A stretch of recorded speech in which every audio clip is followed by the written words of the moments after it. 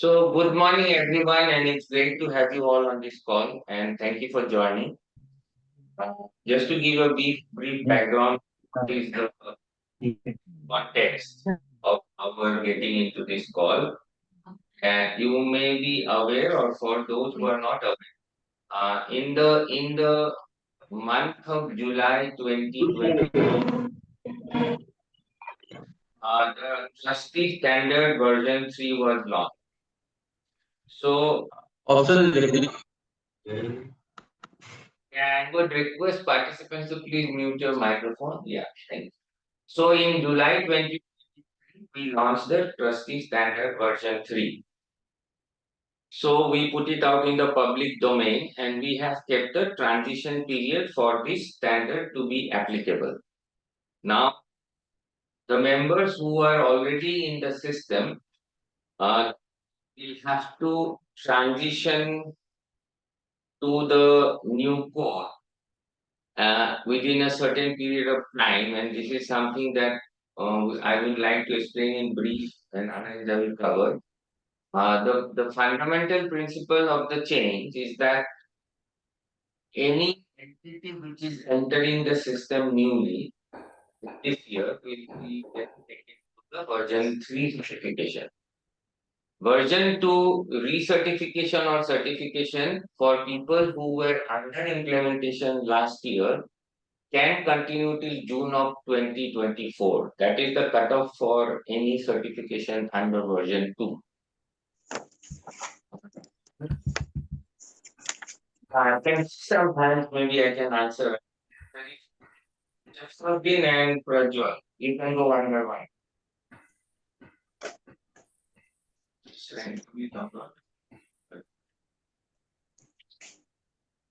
Yeah, your question, please. I'm waiting. You have a question. I can see your hand is raised. No, we can't hear you. Okay, Shafiruddin, you had a question. If you have it, please ask your question. Otherwise, I'll continue.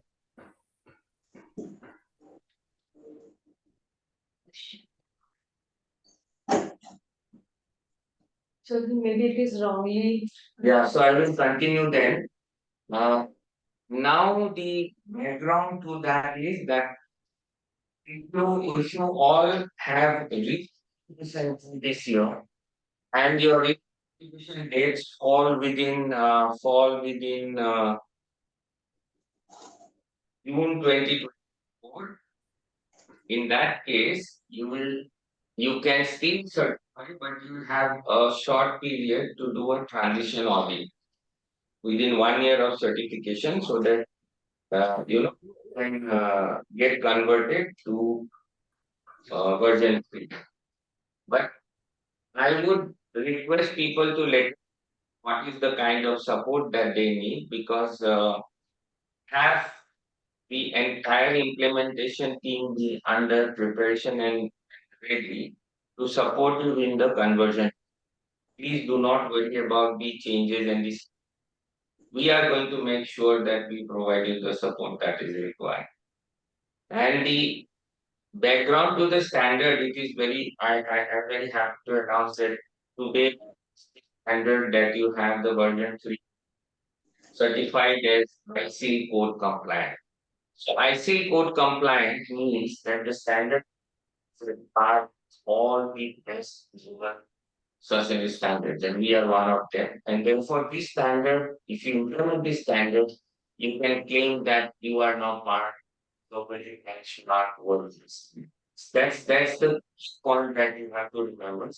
It has been made so that we are able to get more and more people move to the global sustainability platform. As the is thinking sustainability world. When we move to version 3 from version 2, our help and our implementation partners help, you are upgrading your systems to get a lot of benefits as you go along. Some of the benefits our colleague Dr. Antara Vela will talk to you about how regenerative agriculture will bring you the benefit. how energy management systems will bring the benefits, how increased management controls will bring the benefits. So the whole program, the version 3 program is designed to ensure that um, all the members of trustee can move to a higher level of sustainable gradual process. So we have the plan mapped out. We do not have any problem of getting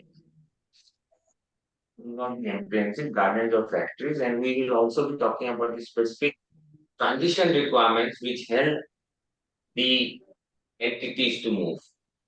We have a 3 days complete session in face to face and workshop with all our certification body and partner coming up by the end of this month, where we will finalize the package of practices and the help you all move to project. We have a protocol uh, for transition, and we'll have a for new version 3. We'll be explaining the changes, and just to let you know that if some of your colleagues have missed or you joined it, we are going to run this webinar series for the next 2 months. We will run 3 webinars, the same webinars. So with that, thank you again for joining, and I hand over to my colleague Anand to carry. Thank So here we would like to start with what is new in the standard. So first, earlier we had 11 chapters, but now what we have done, apart from the general management system requirement, we are having 3 buckets where we have segregated the criteria like environment, safety, and livelihood. So we are having sections under environment, we are having sections in safety, and we are having sections in livelihood. So this is divided into 3 buckets. What are the new inclusions in the environment bucket where we are talking about the regenerative agriculture, then energy management, which is coming as a completely new chapter, section 2, and definitely it covers the climate resilience and adaptation. Sorry. We are also having optional projects here, which maybe in years down the line we will make them in other criteria point, depends on the progress. But now at this point of time, we are having the optional project mainly to environment and also livelihood, where the number of projects are identified and listed. You can see projects in our code book itself, the trustee standard version 3. Also, this is the purpose why we have done this, to create a strong sustainability environment with verified units. That is a reason. Also, we want to encourage the entity to implement something which is not certification, and so that they can reach the higher category. Okay. As of now, we have a plan where we can do some certification.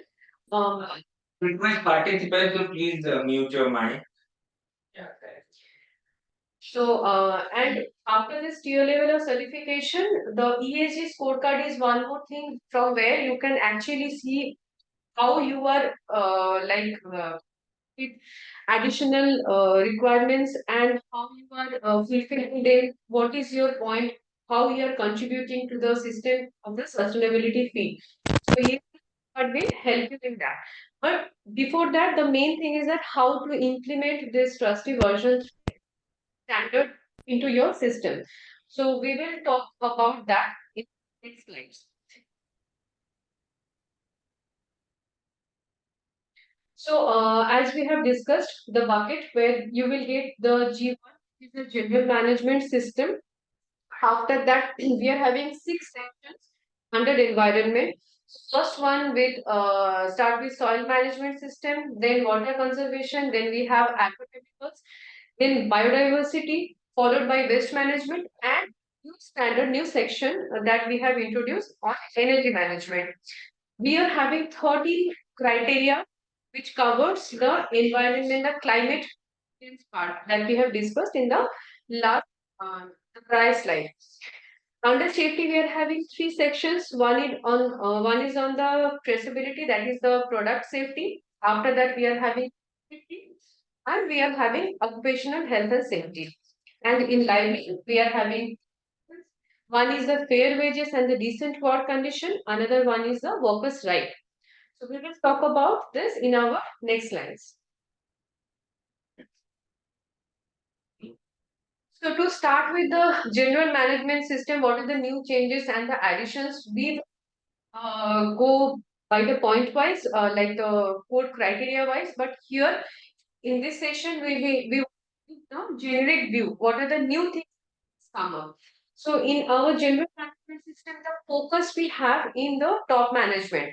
So we want the top management to get involved in the important matter, the statutory requirements, any kind of grievance related information, the top management must be aware of. So how to adhere these requirements? We want to ensure that appropriateness and the adequacy of management oversight and how when the internal audit, any closure of the findings, then the management review and the continual improvement, the plan, how the non-conformities will be addressed, what are the things that will that can be done from the management side and which resulting there is no non-conformity or no at least the mandatory criteria point and the zero tolerance criteria point. So these are the main important things. That is why we want the top management to get involved in this standard requirement, because there are many things where we can see that the local management cannot, like when you need the like additional manpower to address the concern related to overtime, doing overtime or the payment of overtime as per the Factories Act, where you need to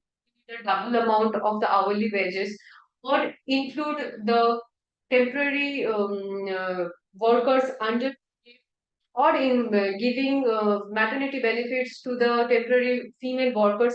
These are the decisions where the management need to get involved, and these are the statutory requirements. That is the reason we want the top management to be a part of trustee standard, where they will at least their oversight in these uh, critical areas that we have just discussed.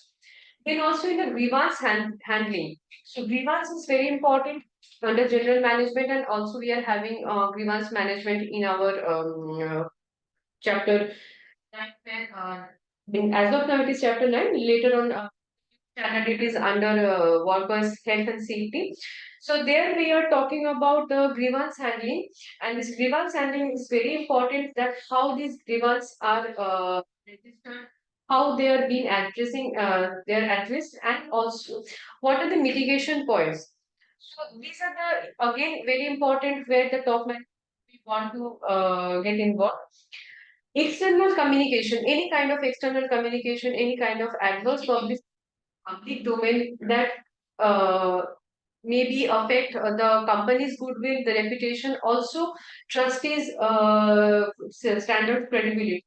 There also the management must get involved, and they must address the issues in a proper way by informing us as well as from where the grievance has come.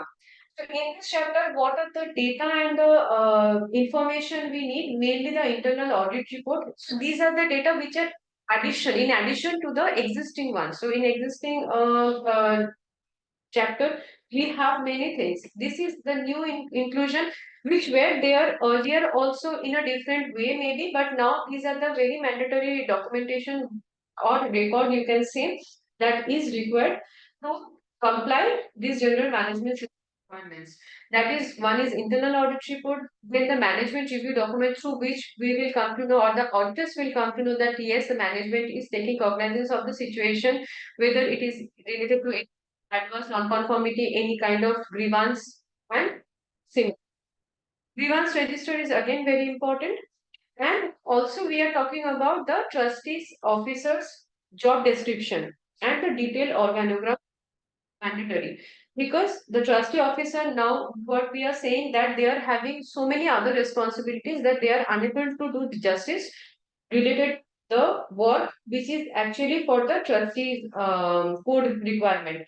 But once we have a proper JD where his KPIs will be defined, and we can by saying that, we will come to know that yes, that particular person is actually responsible for any kind of trust related requirements. So that is the reason we want a clear JD on which it will be written that the trustee officer is responsible for all trust related criteria, requirements, and adherence. So that is the reason we need a proper trustee officer. This is the main points on the general management system. After that, we will discuss about environment and principle. The rest too. So, anybody has any question? I would like to answer that on this particular slide, or any question.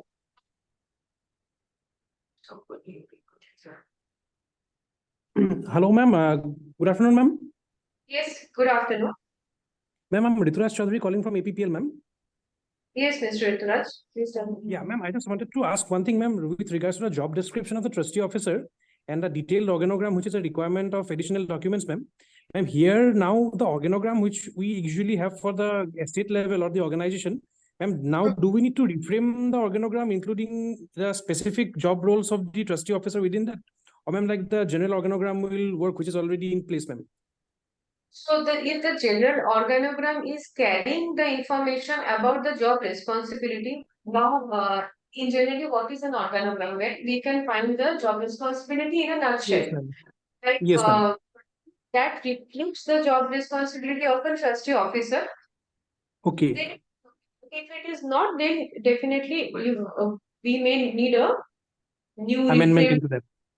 Yes, yes. amendment. Okay, okay, ma'am. Thank you, ma'am. Thank you, ma'am. Any other question?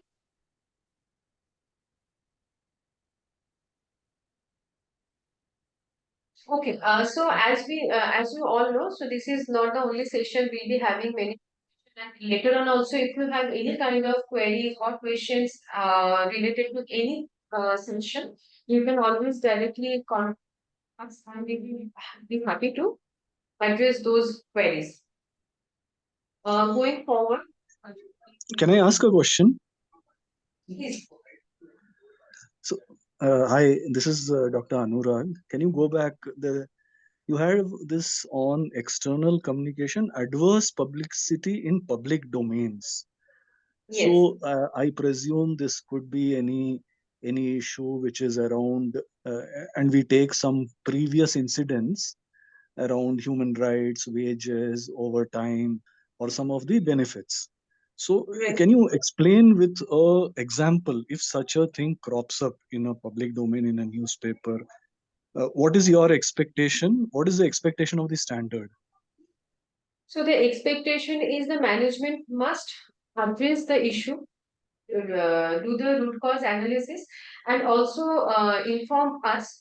I mean, trustee, definitely, if it is in public domain, we may come to know from the newspaper report or some other avenues. But as a management, they should take a proactive role in this, and they should address this kind of grievance immediately with a proper mitigation or action plan to that, and that should be registered in the grievance register. So when the auditor will be going, they can see, I mean, this is a situation that can raise any time, that can happen anytime, and based on that, maybe they have taken certain actions.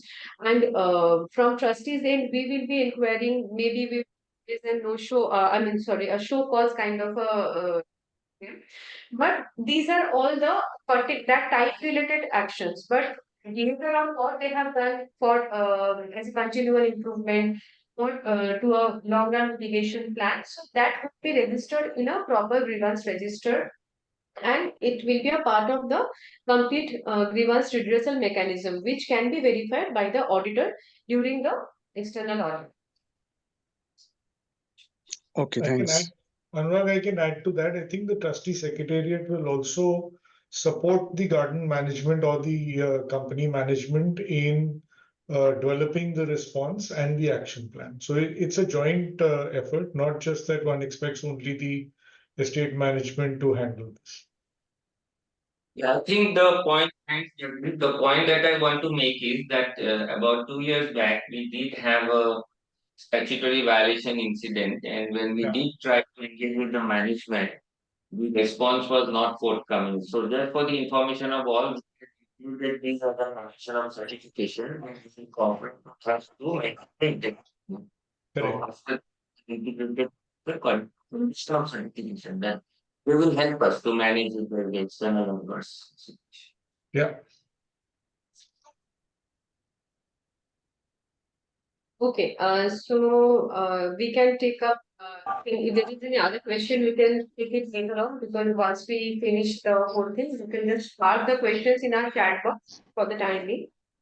And just to move to the next slide, so we will start with the environment, the main changes in the soil, water, agrochemical, biodiversity, waste management, and in addition with the new energy management.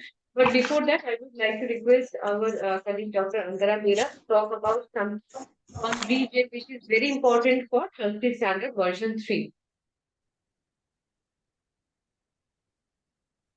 Antara, please share. I'll be sharing. Thank you, Anandita.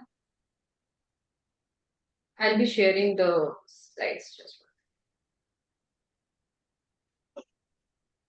Yes, for a minute.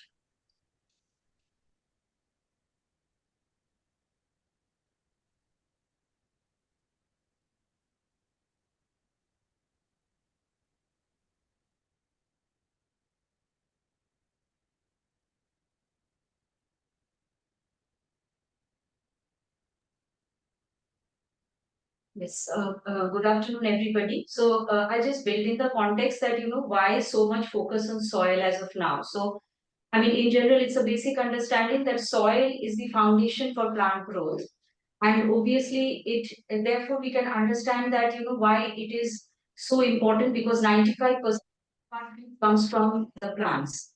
And so obviously this soil has been sustaining the civilizations over a period of time. But the fact is that, I mean, during the process of crop production over a period, over a few centuries, we have paid little attention to the soil.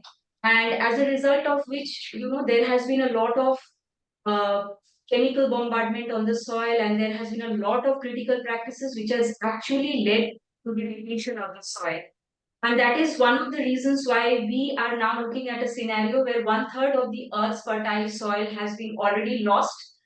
And we do not know that what is the rate of degradation that is ongoing and how we can restrict it so that our situation does not come to a point where there is no soil, no food, and the game. Next. Yes. So now what we do is, I mean, when we talk about, as such, we do not, take tea as food, obviously. But then, when we talk about soil degradation, a question might arise that is it a cause for concern when we talk about tea as a crop? So the answer is a big yes, because tea as an important cash crop of India, because tea is like India is the second largest producer of tea, and the fact that it employs or provides livelihood to over 3.5 million people is also a fact that why have a cause for concern when we are talking about soil degradation. And the fact that tea in India is already challenged by the problem of soil erosion due to the slopy terrain on which it is actually. And now with the climate change, extreme climatic events that are happening, especially the high intensity rainfall, maybe after a long period of drought stress, it is actually aggravating this. And now on the same vulnerable soils, erosion prone soils, when we have been applying chemical fertilizers for a few decades now, what has happened is that it has actually led to a breakdown of the soil structure and has spiraled the soil degradation potential. So yes, it is a big cause of concern, and that is why. Yes, and that is why we have imparted focus on the soil part in the trustee version 3. So when we talk about soil health management under Trustee version 3, we do it through the adoption of regenerative agriculture. But as a term, regenerative agriculture also not only ensures good restoration of the soil health, but it actually also means importance on the bush health development, because now we are also encountering the extreme climatic events, the climate change impacts, and tea is a particular vulnerable crop as far as climate change is concerned, not only because this climate change is actually reducing the photosynthetic efficiency of the plants, but it is also increasing the pest and disease incidence, as a result of which the crops are getting challenged. The inequality is being reflected, and we can well understand it because it is actually reducing the market and economic vulnerability of the producer. And now, with no solution under the conventional system of tea production, we are now standing at a point where we need to adopt strategies to mitigate all the challenges, and regenerative agriculture can actually serve as the missing link to develop a healthier relationship between the system of crop production and the soil. So when we talk about soil health management under Trustee version 3, we are actually focusing on implementation of methodologies and farming practices to reverse the degradation of soil health in order to create a fertile, living and balanced soil.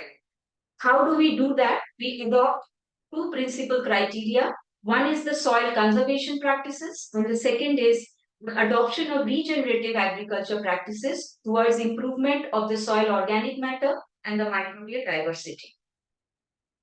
Now, how does it help?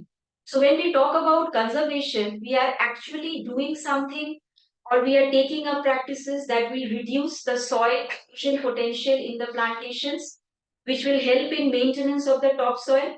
What's the impact that we get is that the soil productivity, which is now going downhill, is actually maintained. And when we talk about restoration of the soil or the restoration of the soil health, what does it actually does is actually it provides better nutrient recycling. It reduces the requirement of chemical fertilizers.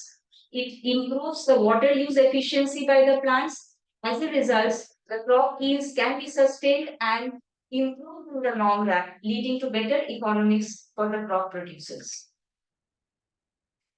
So there are 5 guiding principles for soil health management under Trustee version 3. The first and foremost is soil health analysis and test-based manuring.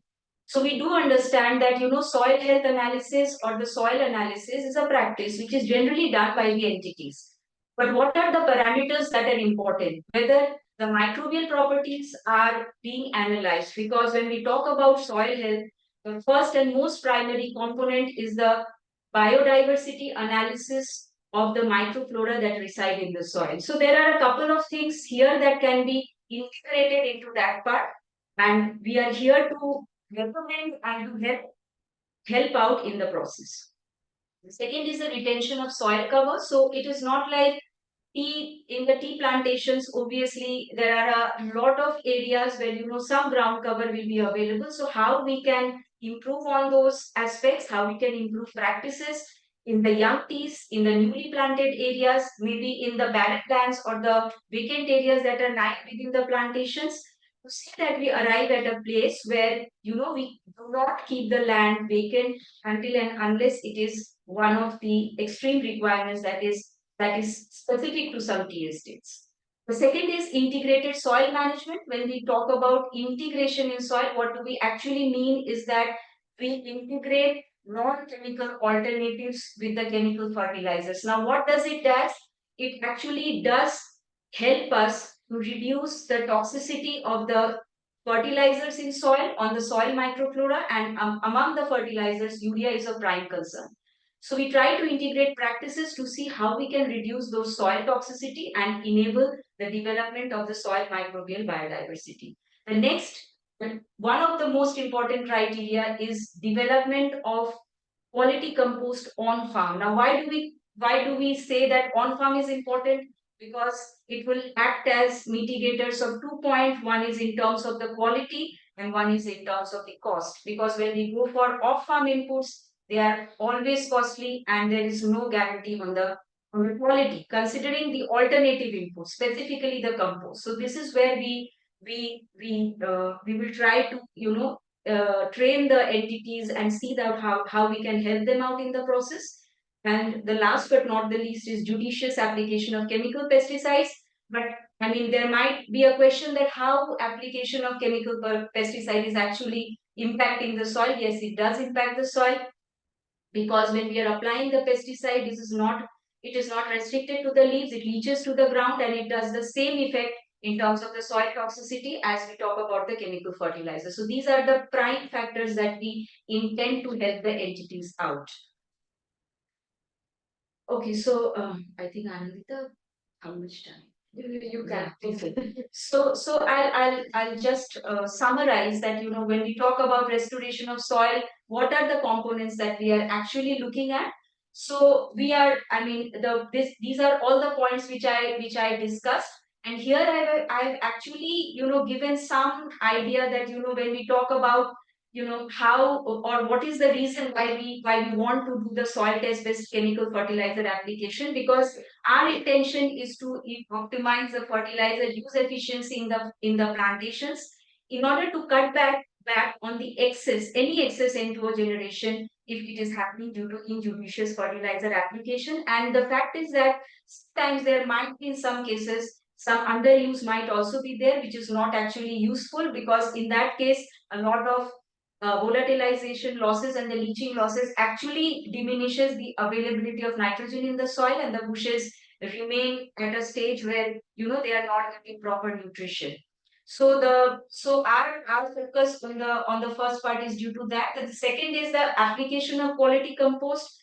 It is utmost important, because we have to evaluate that some entities or the other will do some amount of practices in the form of maybe farmyard manure, or maybe garden weeds collection and then composting it, and they may be having vermicompost units. So what we intend to do here is we intend to help them out in improving the quality of the generated compost on farm, so that they can have better response in terms of the soil health management that we are going to do with the help of.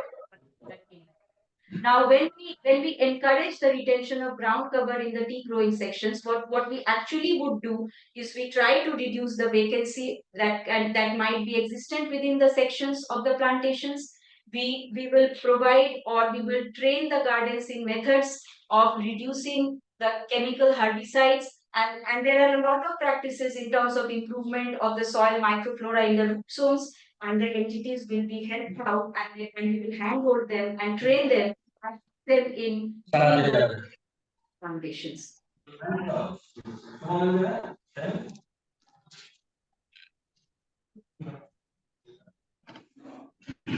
Now, coming to the next part, so this is also a practice which is generally done in the plantations, but then we will obviously put a lot of focus in that. And in case there some gardens are not doing that, some gardens are using, maybe there is some at some point it is being taken away by the pluckers. So we have to see that this is a part which is done in every other garden where version 3 is being done. And then the other important part is encouraging the optimization of the shade tree status. So why focus on this? Because shade trees can actually account for a large organic carbon storage in variable pools. And when we talk about soil health restoration, when we talk about regenerative agriculture, we are actually talking about the carbon footprint of entities as well, because it will actually help the entities to then use it and declare it in the ESG reporting that they do at the end of the program. So this is also an area where we are going to focus. Next. Then obviously, as I discussed earlier, that optimization of compost quality, not only compost quality, optimization of all the inputs that are alternative inputs that are being generated in farm, development of resources so that the quantity can be increased. The idea is to incorporate and help the entities in doing certain practices, inculcating certain practices within their existing conventional framework that can help them in their transition journey towards regenerative agriculture. Yes. So as you know, again, I said that regenerative agriculture is not only about focusing on the soil health management, but it is also focusing on the bush health management, where we help the entities develop organic concoctions on their farm, use resource that is available in the plantations, and help them generate not only in terms of quantity but also qualitative components that can help them out in undertaking bush health management, which actually will provide two impacts, not only in terms of improving the resilience of the tea bushes against the existential extreme climatic events like drought stress or huge quantity, high intensity rainfall at a go, flooding and all those aspects. At the same time, when the bushes are resilient, it will actually bring down the pest pressure on the bushes, the pressure of diseases on the bushes, as a result of which the pesticides or the requirement of the fungicides can also be brought down over a period of years. So this is one of the primary focus in the regenerative agriculture which we are going to take up. So I think that was it. Thank you all. And if there are any questions, I'm happy to answer.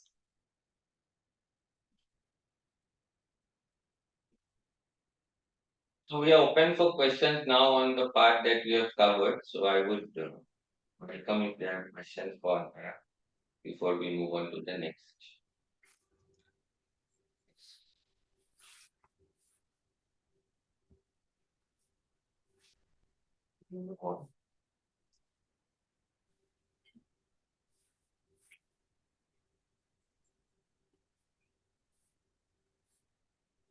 Wait, so I'm just sharing my previous slide, which I was going through.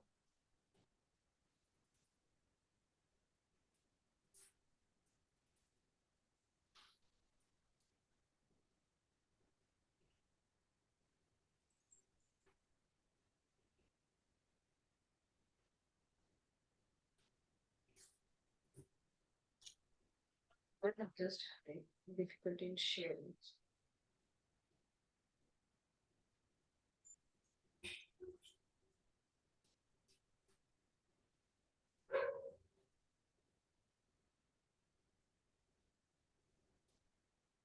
Okay, to start with the environment bucket, we already have a, Full screen, yeah, it's full screen only. you can see that. Yeah, it was coming actually. So, to start with the environment management system. So here, as we all know now a little bit about the regenerative agriculture and why it is important for version 3. So the first standard will talk about mainly the region. So where we are talking about the soil health management. And now we all know that why it is important to intend to promote the rehabilitation enhancement of the farm ecosystem. And we are promoting the sustainable farming practices for nourishing soil health. So for that, we need a detailed soil management plan, which must have the inputs from the regenerative agriculture that Dr. Athara Bera just discussed about. So in soil management, that is the main focus and main component. After that, we are having water conservation. So we do not have much of changes here, but only the thing is that what we introduced, that here we need to track the water conservation plan. So one must have a detailed water conservation plan where they will plan for conserve, optimize, track and measure of their water in their operation. That includes the effective irrigation technique for optimal usage of water and also energy and reduce wastage. So here slowly we will start tracking the water. Earlier this was not a requirement other than how much water we are using in an entity. But now for Trustee version 3, it is very much important to track the water usage.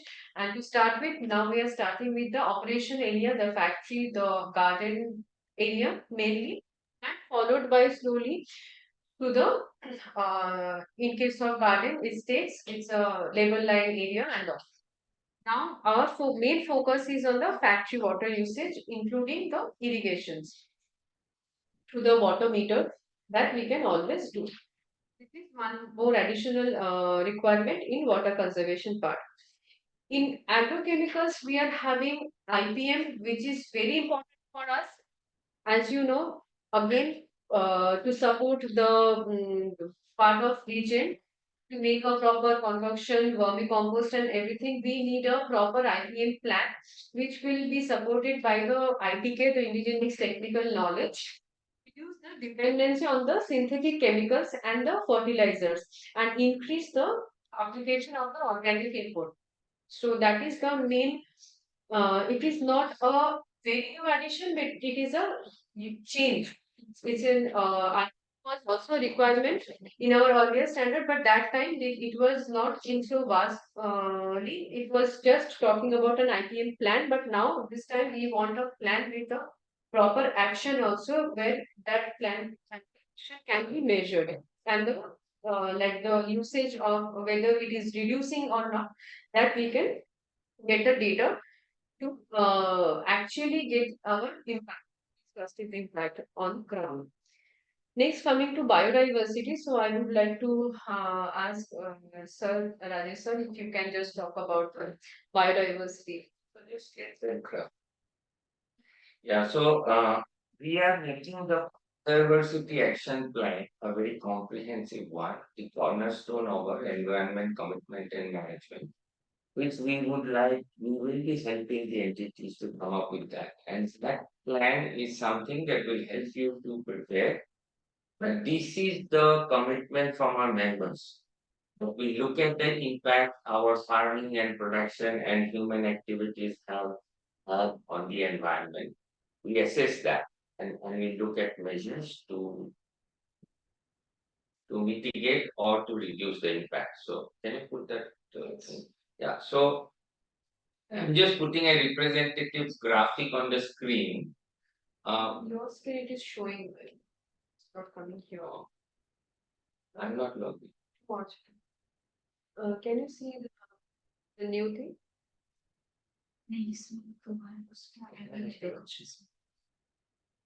Okay, my screen is coming. You have to stop sharing. No, it is in my system. It was Sorry, so while we are trying to get that graphic up on the screen, what I wanted to tell you was that the biodiversity action plan that we have, yeah, the biodiversity action plan that we have basically has 6 components. Yeah. The first one is the baseline assessment of the condition within the parameters we got. We must also remember that while we look at the baseline assessment within the parameters started on the factory, we must also look at the impact we are having in the immediate neighborhood around the periphery. So, an environmental impact assessment cannot disregard how we are impacting the people who are on the periphery of the establishment. So please remember that. For example, if you are having a stream which is flowing to a public water source, then it is our duty to ensure that we do not create any physical pollution or harmful input into that stream. So, while we do primarily limit ourselves to the periphery, the legal boundary of our entity, we must look at our impact on the immediate outside the boundary. And in fact, version 3 makes it mandatory that the map of the entity must indicate all the whatever the features around the boundary of the set. So this is very important. All of you, garden will have boundary map. I would encourage you to start to work. Thank you. And very good. The action plan that we have identify the basic types of ecosystems. One is the land ecosystem. If you see the graphic, and it's not really representing a tea garden, but I just pulled it up to make you understand. If you see the graphic, you imagine that this is the boundary of your garden. And then how do we manage that? So we look at the land ecosystem, that is the natural ecosystem. So you can see some natural trees growing there. And the ecosystem which you have modified. So you have planted trees or expanded to new areas, you have modified the existing natural ecosystem. Then you have the existing plantation We also have the land, you have species of trees, afforestation. And we look at in the afforestation, what are the types of trees we have done. So that's broadly the land ecosystem. Then you have the aquatic ecosystem. So you can see this water body, the blue body towards the bottom of the screen. So you have natural water bodies, you have flowing water bodies, and you have managed aquatic water body. If someone has a fishery, for example, that's a managed aquatic water body. And many gardens have these seasonal streams, or some have even perennial rivers or streams flowing through the garden. So these are the things that we must consider under the aquatic system and analyze what is the marine aquatic life in the system. Now on zoological diversity, in natural diversity, the system that we have is used to track the sightings of various birds and animals or other living creatures, and be aware of the endangered species in the immediate vicinity of the facility available from the government. Then if you have managed animal husbandry, for example, within the garden you have a farm, or you have a dairy where you have cows or buffaloes. So that's a managed husbandry. And of course, it threatened and the endangered species, then sighting records and migratory animal behavior. Very important because the zoological diversity includes uh, the diversity of the living animals and other things which are in the country as well as the migrant. So the garden people will know that you have birds coming in at a certain point of time, or even some animals who tend to cross at a certain point of time. So when we do the survey, let's say we are looking at a biodiversity, we must keep in mind that we must add into it the species which go through, so we don't miss them. Now, having done that, having identified the diversity, we do a risk analysis as to what is the risk for all the animals that we are identifying. And then based on the risk, set a goal, and that goal is basically three pillars. One is protect, one is enhance, and third is. If you have some measures, for example, you are doing some plantation of some bushes and shrubs, you can enhance that. And you can protect what you can protect and expand what you can expand. Now, out of those goals, you have to select measures with timeline and then, like any other plan, review and take action. This in brief is the biodiversity action plan. It means you can only act on something that you know. Unless we know what are the components of the biodiversity, tree gardens are actually biodiversity. They are brilliant, indication of how things can go if we are in harmony with nature. And we must not forget the surrounding community forms a very key element of the entire approach. We will be creating certain biodiversity action plan. We will be taking our IP and CB partners to the plans. We have a 3-day meeting coming up the end of the month. They will be good to give you the support for this or to add on to any plan. So this is an important element of version 3. We think that the biodiversity action plan is the key item which helps us to demonstrate our environmental stuff. Okay, thank you, Anand. If there are any questions, I can take.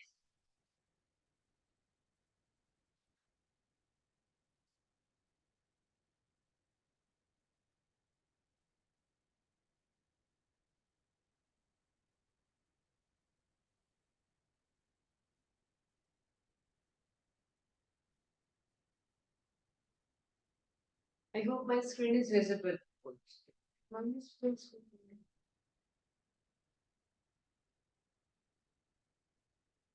It's not full screen. I can see.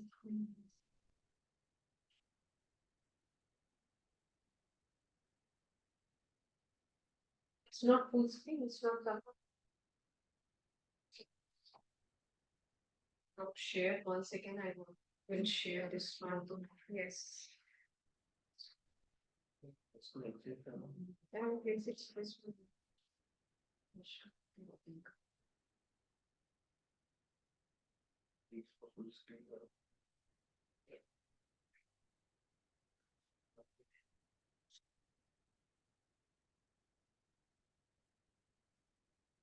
I really don't maybe that coming.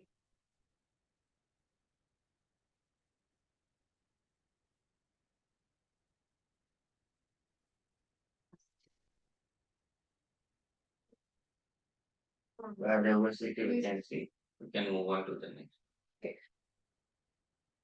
So, the checkpoints under environment, so, what we know, the mainly the, like, the additional data and the related information that we were talking about in our earlier, general management system also. So we need a, detailed soil test report, that includes, soil organic matter, the microbial mass, microbial mass diversity, number of earthworms. It is mandatory for the estates and, it is optional for the small tea growers as of now.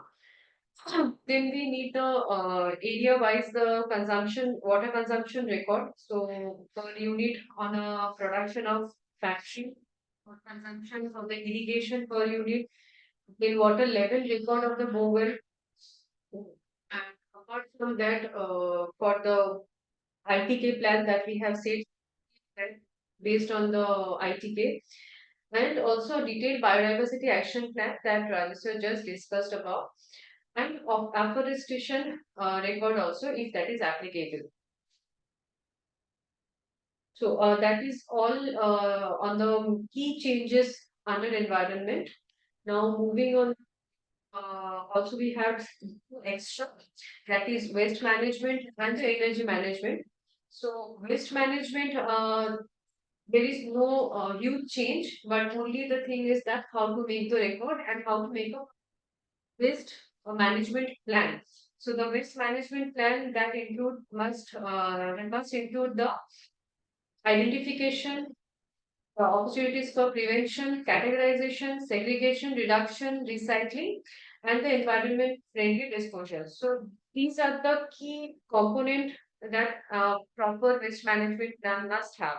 So while making the waste management plan, as, we are doing the biodiversity, we will be having sample plans.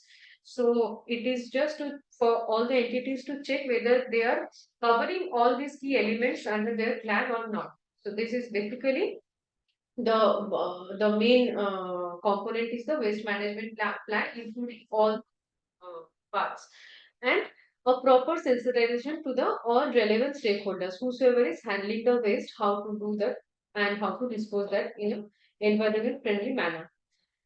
So just to add on to what Anandita is saying, the version 3 focuses on involving the community within the garden and the immediate vicinity in waste management, because we have a number of people residing within the garden who generate their own domestic waste.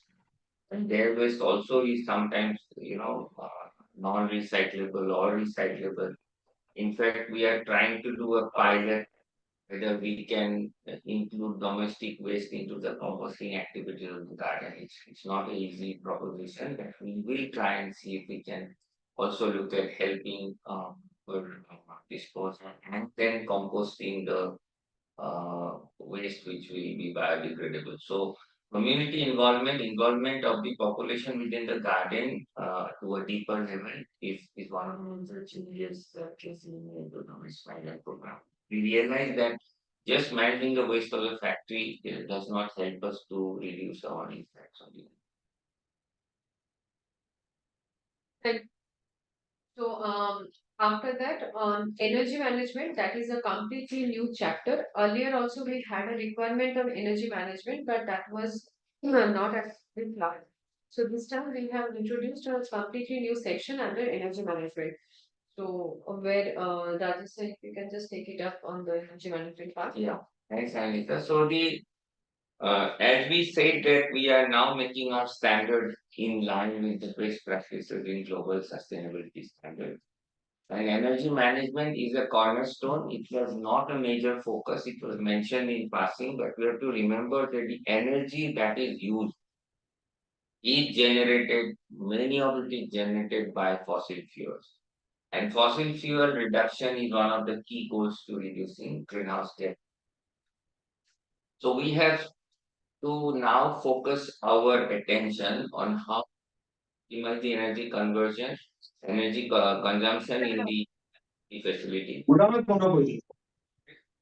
And we also look at how we can optimize and to reduce wasteful energy uses in our facility. So we are creating a template which is the minimum requirement for the energy It's not just an assessment, but it's a plan how to optimize and reduce energy wastage.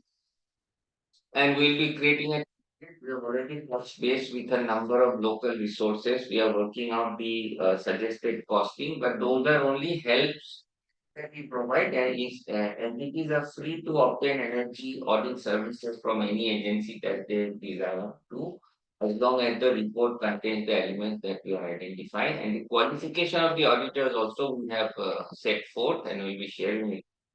And we will also be sharing the contact details of whosoever we have. But please remember, there is no approved energy auditor of trustee. These contact details have been given to our implementation partners in case you are unable to find the resource which meets our is there, and you are free to go through any other agency, any other individual who meets our criteria. But the plan should not only identify consumption, should identify a gradual conversion into optimum consumption of the inputs and maximizing the value of the energy and reducing the wastage of energy. So this is a major mandatory requirement. It's a major change for what is factory and government will have to. As of now, it is envisaged that it will be done once in 3 to 4 years. Period will not be less than not this is the law. An assessment should look at the actions taken against the recommendations based on the feasibility and the financial inputs, but we have to make a clear effort of thinking of reducing energy, primarily not only from a cost point of view, because it helps you to reduce our cost, and most of energy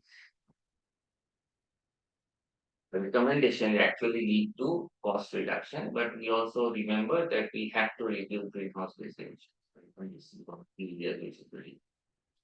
Thank you. Here also we have the detailed documents. Yes, so this time we is doing in order to help you, we get the change in a nice way. About 13 to 14 plans we are preparing, the modern plans. And from the output of the energy audit. So we are getting our all teams and supports and certifying bodies all alike to these new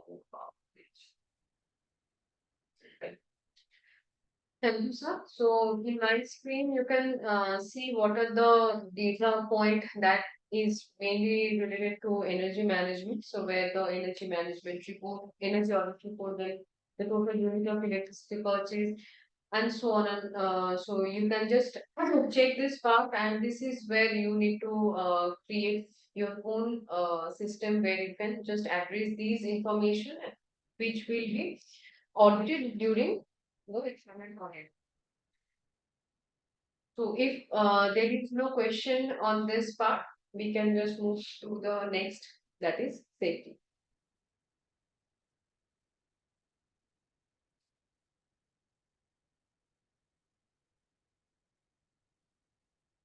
Okay, so moving to the next section.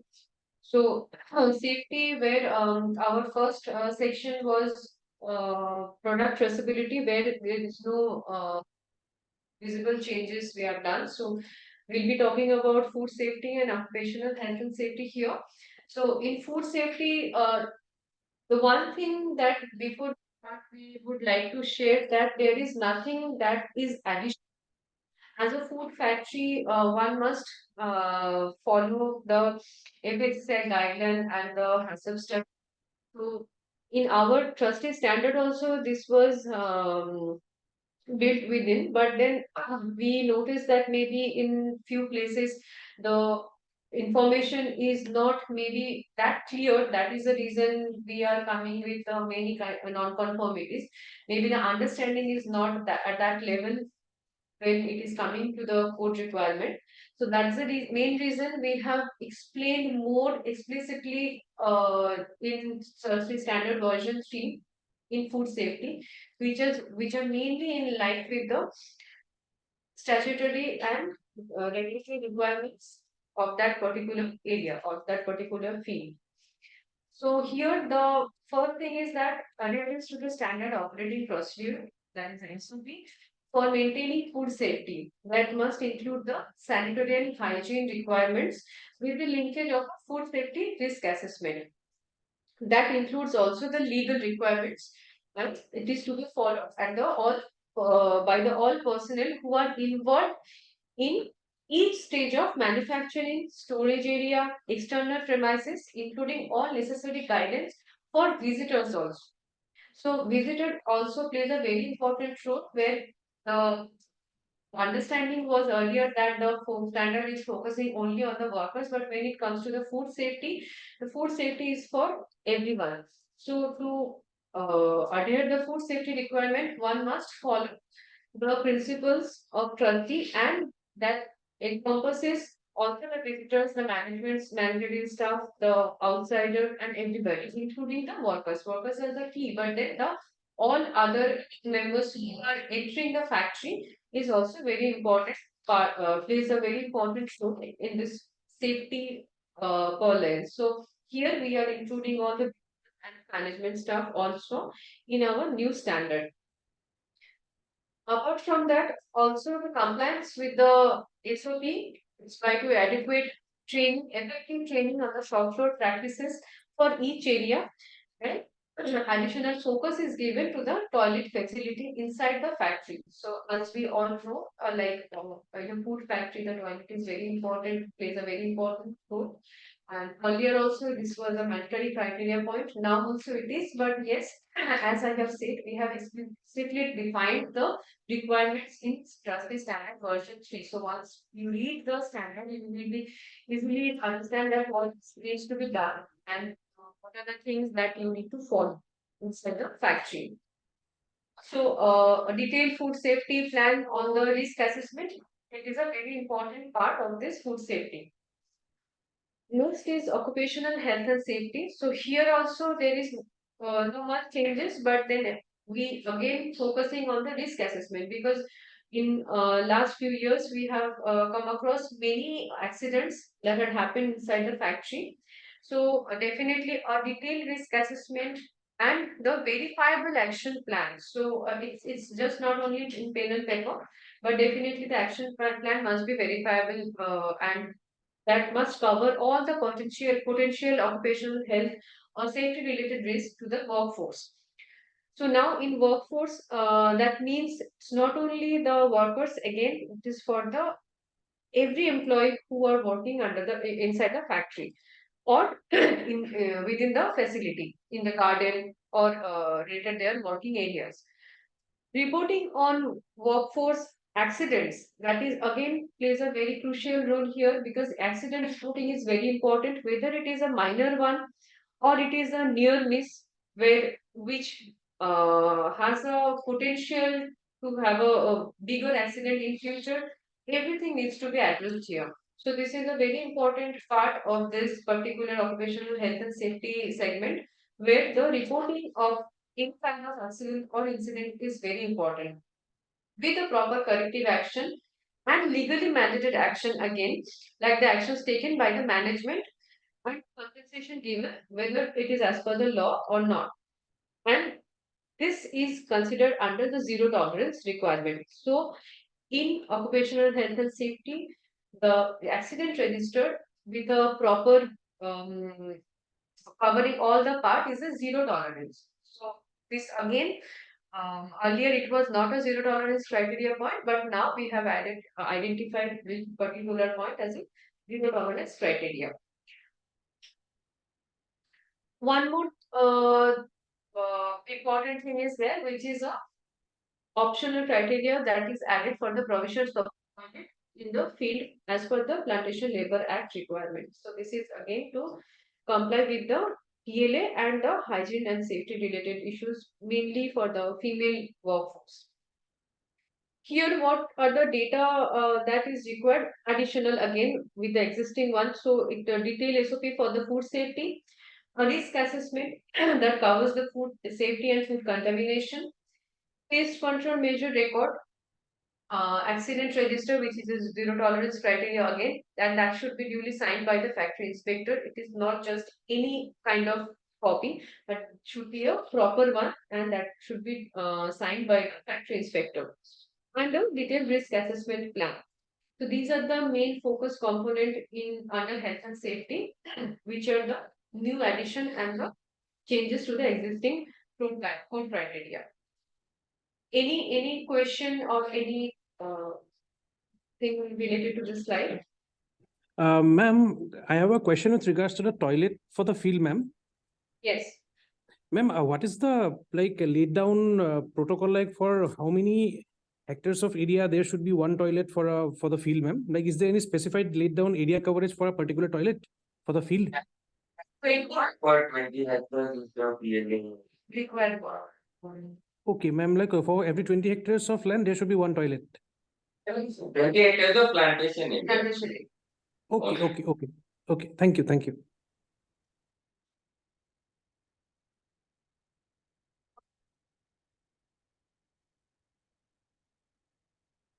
This is our last segment, that is livelihood. Here, we are having two segments, sections. One is on the fair wage, and the second one is workers' rights. So fair wage, we have nothing additional. Only we have again just redefined the criteria. But in workers' rights, we are having special focus in human rights like maternity. So maternity is a very important mainly for the people who are temporary, for those who are female workers.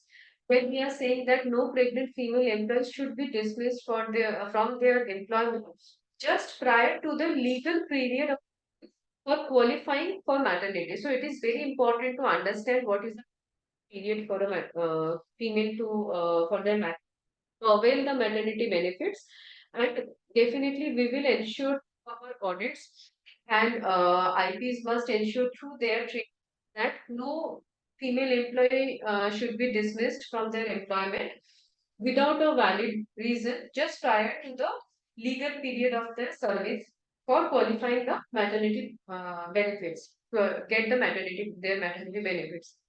Also, there is a new zero tolerance criteria point that has been added for the internal committee, which is an IC, and that is a must requirement for the POSH. So, as per the Prevention Sexual Harassment Act, that is a primary requirement to have a proper IC internal committee with a proper composition.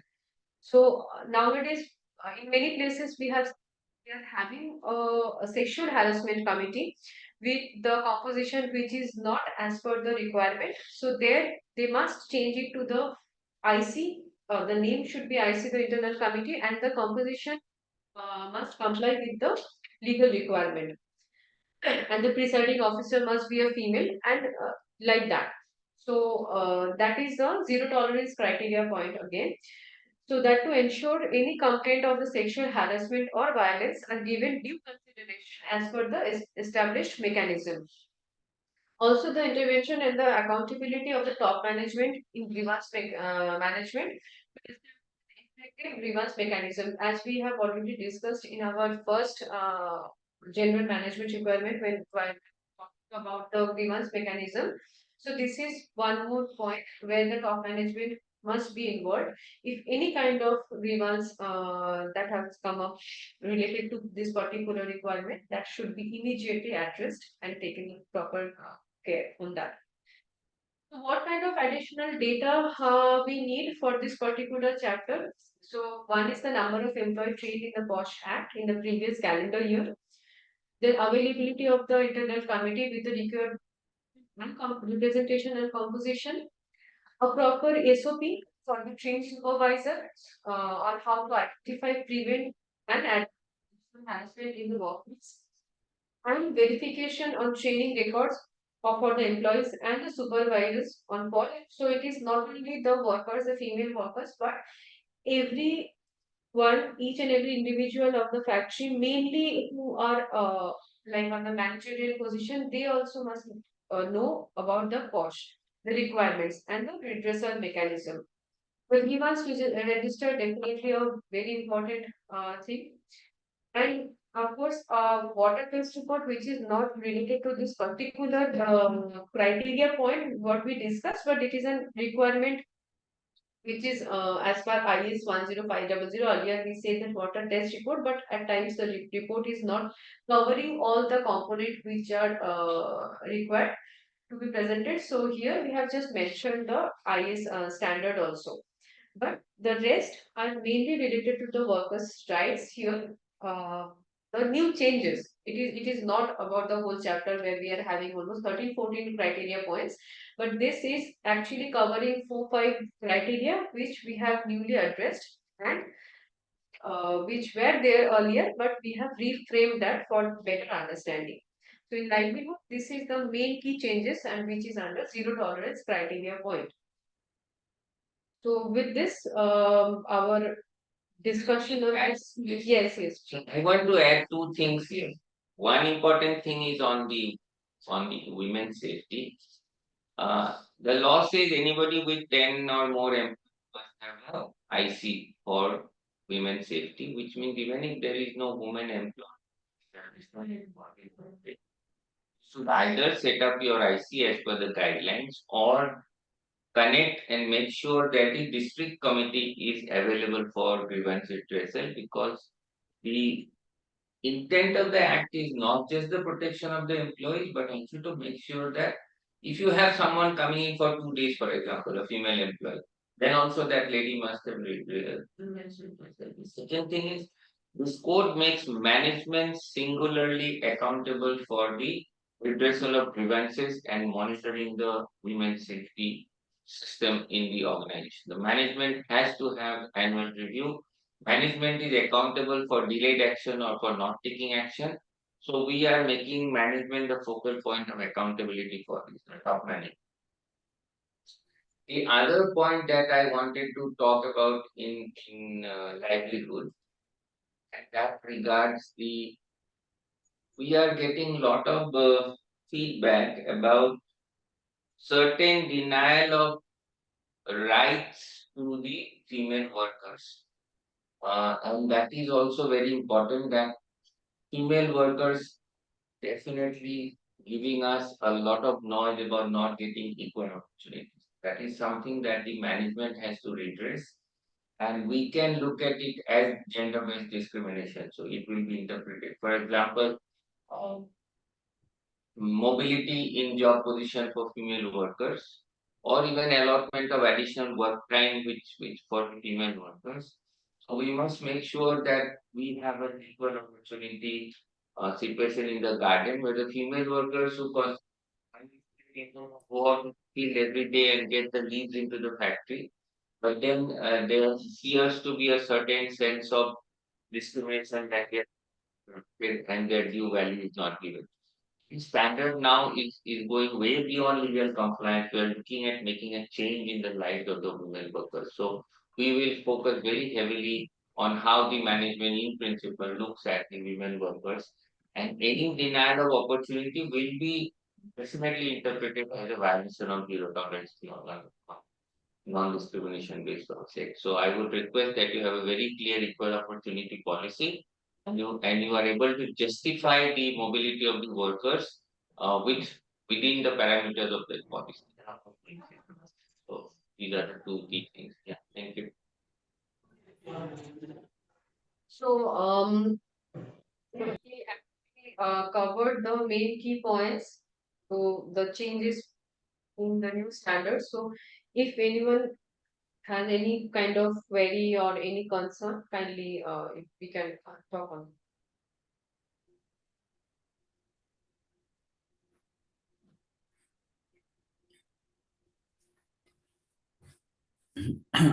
Madam, good afternoon. Good afternoon. This is Anand Pandey from Peri Agro Industries, Dekiajuliti State, Assam. Yes, tell me. Yeah. Can we have a slide where we have the earlier trustee version 2 and now trustee version 3? So can we have a slide where what are the points we have upgraded or bring in the zero tolerance, which was not in earlier chapters, so that we can relook it, and then if we It's can good. We share this with all the certified members. Yes, we will send you the concise summary of the changes. Yes. Although we highlighted them, but we will send you the detailed changes clause wise. So we will send you along with the recording of the web. Send you that one. Good question. Thank you. Okay, fine. Thanks a lot. Earlier we had 14, but now we are having 19 zero tolerance criteria points. So we'll just share all those with you.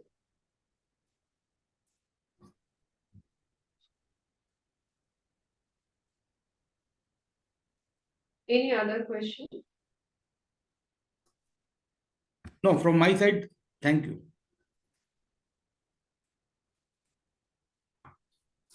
So I just want to add, maybe as we have time, so maybe one more point I want to add on the fresh facility. So fresh facility also mentioned that any point of time in the prevailing year, 50 female employees are there. Then that means 50 female workers includes the temporary and the contractual workers. Then it must have a creche, and the creche must follow the requirements that is stated as per the law, whether it is PLA or the Factories Act, and as per the particular state act, it is mentioned in that what kind of infrastructure, what kind of literacy level, what kind for the attendance, and what kind of food they must provide. So all these things must be maintained. In many places, we have seen the fresh facility is there, but they are not maintaining all these requirements. So this is again a statutory requirement which needs to be followed by the entity if they are falling under this. So that is again, and of course, it is not only for the permanent female workers, but also that includes the temporary and the contractual workers as well. Yeah, no, thanks for highlighting. I just wanted to point out that the management of the garden is accountable for ensuring that the state rules of the PLA, which define the requirements of the creche, has to be available in a creche. So just designating a space and calling it a creche is not compliance to the law, and it's a major human right, because we are violating the rights of the young children who actually cannot speak for their rights. So as a standard, we are going to make sure that all the legal requirements, and they are different when defined up to the nutrition level, the type of food, the train, the crush supervisor should have light. We must make sure that the fresh becomes a nice place for the children in the time when their mothers are busy work. So we will be very deeply getting into this because our experience has been that just we designate a space, and I would request the garden management to look at the state level rules notified in the PLA for detailed description of what a press should be, and that is available for Bengal, for Assam and Tamil Nadu. And if you want a quick reference, you can log into a e-learning portal and you'll get all the reference laws and rules in one place. So I would request you to kindly go through that.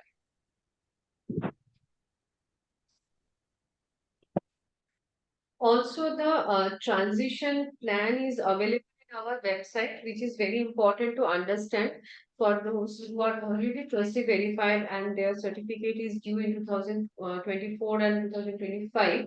So, kindly go through that document, which is named as Transition Plan to version 3, that is available in our website under the code segment. Please go Can through you that. share that? Yes, I can share that. I can share them. And show them how to. Yes, yes, yes, sure.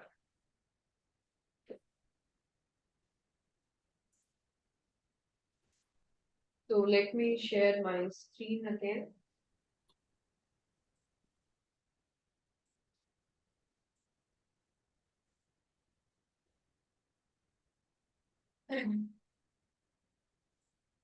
Yes, so as you can see, this is our website.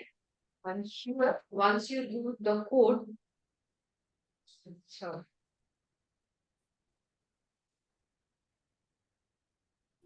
in the code, you can see once you scroll down here, the new standard, and this is the transition plan. So you can see the transition plan trustee standard for version 3. So once you click it, the document will open. Is the document visible? Excuse me. Good afternoon ma'am. Yes. मेरा एक सवाल है। मैं हमारी factory में मैंने 50,000 60,000 per day पत्ता जो आता है, उसमें जो बेन केमिकल हम लोग को टोटल यूज करते नहीं है, सबको गार्डन ओनर जो है सबको बेन करा दिया। लेकिन कभी कभी क्या होता है, तो बेन केमिकल अगर आ जाए तो उसका सॉल्यूशन क्या है? तो बॉटली फैक्ट्री है सर। बॉटल फैक्ट्री है। अच्छा, तो पहला चीज जो है वो आपको ये करना है कि प्रॉपर ट्रेनिंग देना है आपके जो भी एजेंट है और आपके जो भी वर्कर्स है उनको यही बोलना है, वर्कर्स नहीं, I am sorry, the small T growers जो है हाँ, उनको पहली बात तो यही बोलना है कि अगर बैड केमिकल्स आ जाए, कोई अच्छा भी केमिकल जो नॉन अप्रूव है और अच्छा आ जाए तो ऑटोमेटिकली आपका सर्टिफिकेट तो कैंसिल हो जाएगा।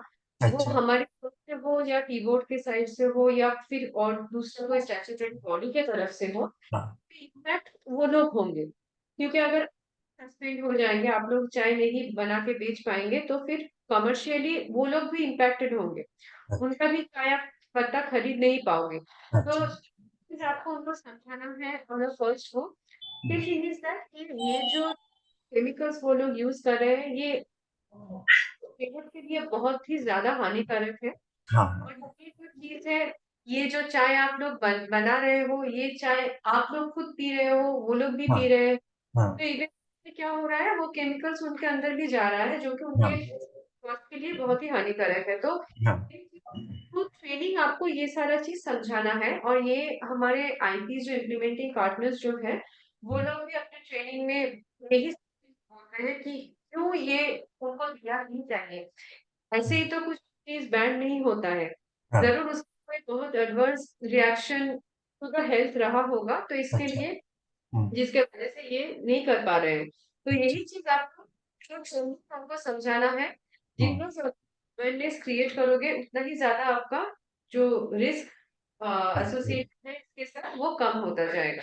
तो यही एक चीज आप कर सकते हो। दूसरा चीज है, आप बीच बीच में खुद टेस्ट करवा के देख सकते हो कोई पर्टिकुलर लॉट, अगर आपके पास कोई रिपोर्ट पहले से है कि हाँ ये लोग बैन केमिकल्स यूज कर रहे हैं, तो उनके हाँ, पास बात कर सकते हो, सरप्राइज विजिट दे सकते हो। हाँ, हाँ, उनका लॉट जिस दिन आया है उससे जो आप मीट टी बना रहे हो उनका आप टेस्ट करके देख सकते हो, अगर वहां अच्छा पे कुछ पता है, उससे जाके डायरेक्टली बात कर सकते हो। या तो फिर एक जगह पे आप ऐसे भी कर सकते हो कि उनसे पता लेना बंद करके देख सकते हो फॉर सम टाइम, कि अगर आप लोग ऐसे कर रहे हो तो हम लोग आपसे नहीं ले पाएंगे, क्योंकि आपके वजह से दूसरा जो हम्म, और 400 500 हम्म, स्मॉल टी ग्रोअर्स जिनसे हम बदला ले रहे हैं, हम्म, अगर हमारा सर्टिफिकेट कैंसिल होता है तो ये सबके हम्म, ऊपर हम्म, effect hmm, commercial.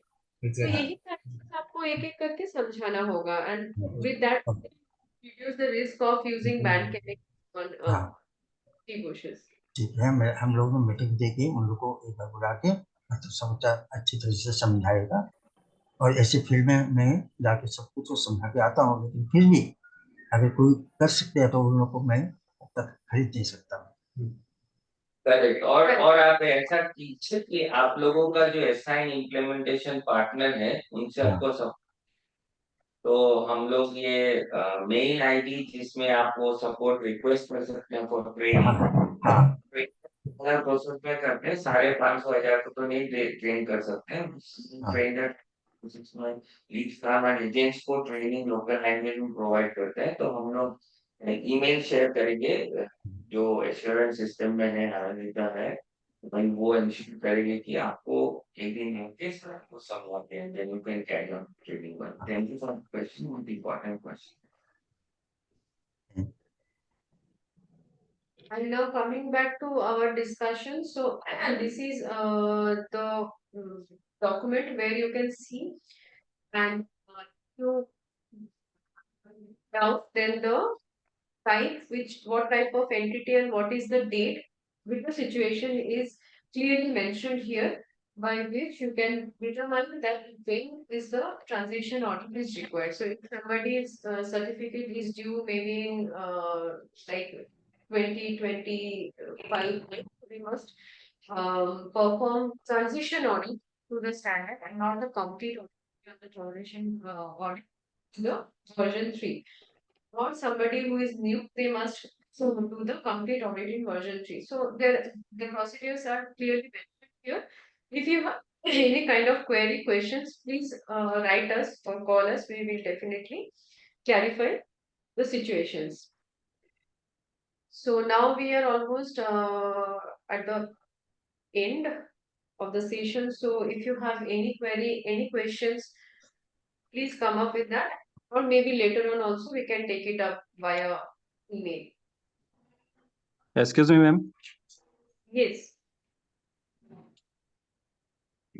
Excuse me, ma'am. Yes, sir. Please tell me. Okay. Myself, Pongas from Tourism T-shirt, ma'am.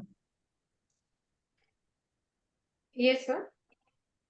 So my query is that what is the criteria for proper sanitation in field, ma'am? Proper sanitation In field. field. So that sanitation means the mainly if you see the PLA application where we are talking about the toilet facility. Toilet facility, yes, ma'am. Yes, so He's for talking 20, about the toilet facility, ma'am. Yes. yes, so in 20 hectare we need one toilet for 20 hectares. So that is 20 like, hectare, one toilet. yes. You must bring that and wrap up complying with that so that Yes. when we assess any work with implementation, we can see that we are moving in that. We know that gardens are Criteria not. of the toilet, excuse Yeah. me, the criteria of the toilet will be as good as the factory toilet, isn't it? Yeah, so yes, correct. We go as per the PLA, but we understand that the toilet in the garden could be a different version as long it is safe, it is hygiene and sanitation friendly, we can accept a different design. It's okay, but for like you can have a, like the water may not be running, but you can have water which is filled daily. So you have to work out the model which best suits you, but it should respect the dignity of the women and should be safe.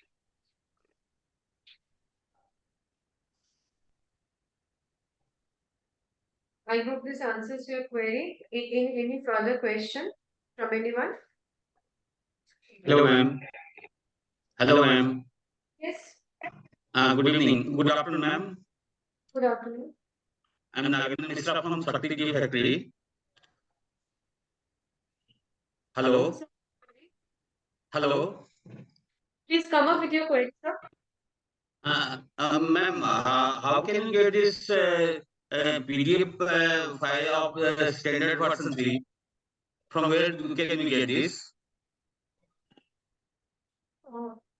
My voice is not coming clearly. Can you please repeat the question? There is some disturbance. Can you please repeat your question? Your voice is not clear. Yeah. Hello. Yes. From where definitely. we हम लोग ये version standard version 3 का जो है ये कहाँ से हम लोग को मिल सकता है? ये standard Hard version copy. Website पे मिल जाएगा आपको. वेबसाइट पे मिल जाएगा ना? हाँ, ये देखिए ये हमारा वेबसाइट है. आपको दिख रहा है हाँ, स्क्रीन पे? ये वेबसाइट में आपको यहाँ पे जो है ये द कोड लिखा हुआ है. ये द हाँ. कोड जाके आपको क्लिक करना है and once Yeah, you yeah. Go down, ये देखिए ये न्यू करके है ट्रस्टी स्टैंडर्ड. Yeah, yeah. हाँ, so from Trustee standard code. Yeah, yes, yeah. so from here Okay. you can download. Okay. Okay. Thank you, ma'am. Okay, so we have come up at the end. It's already 1 o'clock. So if there is no more questions, so we can close our session. Thank you very much for joining us, and we will look forward. Definitely, we'll take up all the questions and queries through email, and we'll be having few more similar kind of session in next 2 months for the other entities. So, whoever wants to join, be definitely sharing the link to all of you. And thank you very much. And if you all have any, Just thank you very much. We are running this webinar again in the next 2 months, one day each. Those of you who wish to join again are welcome to do so. And some because there are technical problems with the account in Zoom. Apologize to people in your organization or your friends who could not join. My apologies for that. And when we are running the webinar again in the next 2 months, that people are able to join. And we'll be sharing presentation, the comparison of the changes and the recording. Yes, so thank you very much.